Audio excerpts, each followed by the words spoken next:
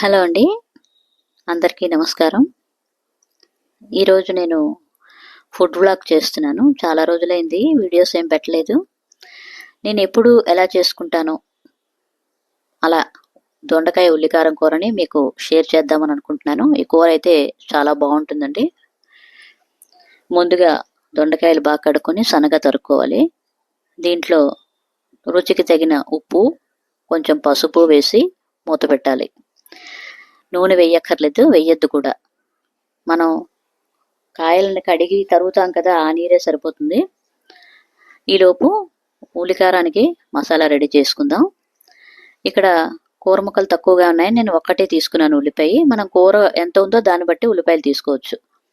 5 వెల్లుల్లిపాయలు, కారానికి తగ్గట్టుగా 3 ఎండుమిరపకాయలు, 1 స్పూన్ జీలకర్ర, చింతపండు చిన్నది వేసి కచ్చాపచ్చాగా గ్రైండ్ చేసుకోవాలి. ఉల్లిపాయ కచ్చాపచ్చాగా గ్రైండ్ చేస్తేనే మనకి కూర రుచి బాగుంటుంది. ఈలోపు ముక్కలు మగ్గాయేమో చూద్దాం.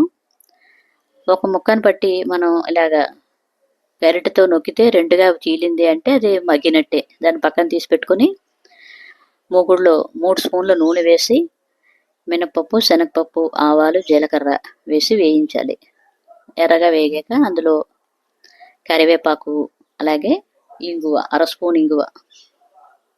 చాలా బాగుంటుంది, ఇంగువ మాత్రం మర్చిపోకండి.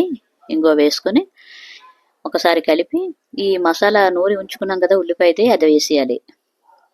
వేసేసి అందులో ఈ మగ్గించిన ముక్కలు కూడా వేసి కలిపేసుకోవాలి బాగా కూరంతా. కలిపి మూత పెట్టుకుంటే 1-2 నిమిషాలు ఆ ఉల్లికారం తాలూకు ఫ్లేవర్ అంతా ముక్కలకు అంటుకుంటుంది. చాలా బాగుంటుందండి కూర. దింపుకొని సర్వ్ చేసుకోవడమే. అన్నంలో అయితే నెయ్యి కానీ లేదా పప్పు నూనె కానీ వేసుకొని తింటుంటే చాలా బాగుంటుంది కూర. మళ్ళీ మళ్ళీ తినాలనిపిస్తుంది. అలాగే దీన్ని చపాతీలు, పుల్కాల్లో కూడా మనం సైడ్ డిష్గా వాడుకోవచ్చు. మరి మీరు ఎలా చేస్తారు? నేను చేసిన ఈ విధానం బాగుందా? మీరు చేసి నాకు కామెంట్ చేయండి. మీ అందరికీ చాలా ధన్యవాదాలండి. నన్ను చాలా సపోర్ట్ చేస్తున్నారు. Thank you so much.